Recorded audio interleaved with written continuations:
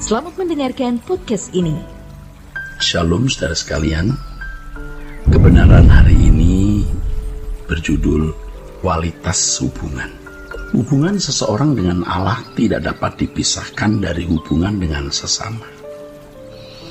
Dalam Matius pasal 22 ayat 36 sampai 40, Tuhan Yesus memberi pengajaran yang menjadi standar bagi hubungan antara seseorang dengan Allah, sesama dan diri sendiri. Saya ulangi, Tuhan Yesus memberi pengajaran yang menjadi standar bagi hubungan antara seseorang dengan Allah, dengan sesama, bahkan dengan dirinya sendiri. Bagian ini muncul dalam konteks pertanyaan. Seorang ahli Taurat yang hendak mencobai Tuhan Yesus, ia mengajukan pertanyaan tentang hukum yang terutama dalam Taurat. Hukum yang terutama di sini maksudnya adalah hukum yang lebih penting dan harus didahulukan ketimbang hukum lainnya. Sangat menarik bagi kita untuk menyimak jawaban dari Tuhan Yesus. Tuhan berkata, "Kasihilah Tuhan Allahmu dengan segenap hatimu, dengan segenap jiwamu, dan dengan segenap akal budimu." Itulah hukum yang terutama dan yang pertama. Dan hukum yang kedua yang sama dengan itu ialah kasihilah sesamamu manusia seperti dirimu sendiri. Pada kedua hukum inilah tergantung seluruh hukum Taurat dan kitab para nabi. Saudaraku, dalam penggalan ayat ini terdapat kebenaran yang sangat kuat bertalian dengan hubungan antara Allah dan manusia dengan sesamanya. Ketika Tuhan berkata bahwa mengasihi Tuhan Allah dengan segenap hati, jiwa, dan akal budi sebagai hukum terutama dan pertama, hal ini mengindikasikan kasih terhadap Tuhan menjadi dasar atau landasan kehidupan orang percaya. Mengasihi Tuhan dengan segenap keberadaan merupakan tujuan paling dasariah dalam kehidupan orang percaya. Pagelaran kehidupan orang percaya harus selalu didasarkan pada kasih terhadap Allah. Entah itu bekerja, berkeluarga, bersekolah, berinteraksi, dan lain sebagainya. Semuanya harus hanya karena, oleh, dan bagi Allah. Hal ini paralel dengan kebenaran yang disampaikan oleh Paulus dalam 1 Korintus 10 ayat 31. Jika engkau makan, atau jika engkau minum, atau jika engkau melakukan sesuatu yang lain, lakukanlah semua itu untuk kemuliaan Allah. Kehidupan orang percaya harus ditujukan kepada kemuliaan Allah yang didasarkan pada kasih seutuhnya dalam seluruh keberadaan orang percaya. Saudaraku, berkaitan dengan hal ini, tanpa terpisahkan saudara, Tuhan berkata, saudaraku, bahwa hukum kedua yang sama dengan hukum pertama adalah mengasihi sesama manusia layaknya diri sendiri. Saudaraku sekalian, kata sama di sini menggunakan kata homoios, yang artinya sejajar atau sama dalam kualitas. Hal ini mengindikasikan bahwa kasih terhadap Allah tidak dapat dipisahkan dari kasih terhadap sesama. Seseorang yang mengasihi Allah harus mengasihi sesamanya, termasuk mereka yang menyakiti atau melukai. Kasih terhadap Allah dicerminkan melalui kasih yang tulus terhadap sesama. Dengan kata lain, kasih yang tulus terhadap sesama dapat terpancar ketika seseorang mendasarkan kehidupannya pada kehidupan yang mengasihi atau melakukan segala sesuatu bagi Allah. Saudaraku sekalian, kasih terhadap Allah akan mengubah dan menggerakkan seseorang mengasihi sesamanya.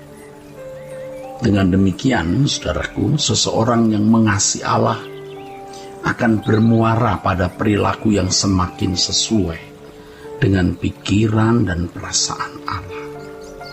Dan orang percaya dimampukan untuk mengasihi sesamanya dengan pikiran dan perasaan Allah sendiri. Bahkan mengasihi mereka yang menyakiti dan melukai. Luar biasa bukan? Nah ini ya, yang namanya sempurna seperti Bapa. Tuhan Yesus mengatakan, kalau kamu mengasihi orang yang mengasihi kamu, apa bedanya dengan mereka yang bukan umat pilihan, yang bukan anak-anak Allah? Kalau kamu memperhatikan orang yang memperhatikan kamu juga, ya apa bedanya dengan mereka, saudara?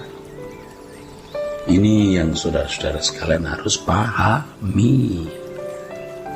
Kasih terhadap Allah menggerakkan seseorang mengasihi sesamanya dengan benar.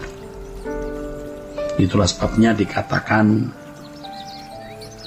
dalam pembahasan sebelumnya bahwa kualitas hubungan seseorang dengan Allah dan sesama tidak dapat dipisahkan. Tidak bisa. Bagaimana seseorang menjalin relasi dengan Allah dalam pengampunan pasti mempengaruhi relasinya dengan orang lain. Saya ulangi, bagaimana seorang menjalin relasi dengan Allah dalam pengampunan pasti mempengaruhi relasinya dengan orang lain. Artinya kalau seseorang merasa menyadari pengampunan yang Allah berikan kepadanya itu luar biasa, maka itu akan mempengaruhi sikapnya terhadap sesamanya. Kecuali seseorang tidak menghayati betapa bernilainya pengampunan yang Allah berikan. Jika seseorang menjalin relasi dengan Allah secara oportunis, dengan berkutat pada urusan pemenuhan kebutuhan jasmani, kesembuhan dari sakit penyakit dan kepentingan duniawi lainnya, maka tidak heran jika relasinya dengan sesamanya pun bersifat oportunis. Jika sesamanya memberi keuntungan dan kebahagiaan, maka ia akan mengasihinya. Jika sesamanya menyakiti atau melukainya, ia tidak akan mampu untuk mengampuni, saudaraku. Nah, saudaraku, hal ini diakibatkan konsep bertuhan yang salah, yang telah terbangun sejak lama dalam kehidupan seseorang. Konsep dan hubungan kita terhadap Allah sangat menentukan bagaimana kita menggelar kehidupan di tengah-tengah dunia. Saudara, setiap orang percaya harus memperbaiki konsep relasi dengan Allah yang selama ini telah salah asup.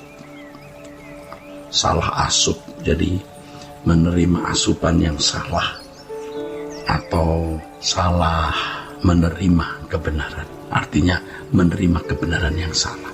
Salah asup juga salah asuh.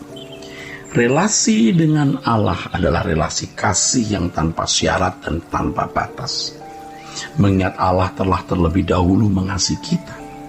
Itulah sebabnya kita pun harus mengasihi sesama kita tanpa syarat dan tanpa batas. Tetapi tentu semua di dalam pimpinan Roh Kudus, saudara ya. Mengampuni harus menjadi gaya hidup orang percaya. Ketika orang percaya menjadikan pengampunan sebagai gaya hidup yang selalu dikenakan, sesungguhnya saat itulah ia menjadi seperti Bapa di surga yang sempurna dalam mengasihi semua orang. Akhirnya, saudara, harus ditekankan kualitas hubungan seseorang dengan Allah dan kualitas hubungan seseorang dengan sesama tidak dapat dipisahkan. Kiranya kebenaran hari ini memberkati kita sekalian. Sola Gracia.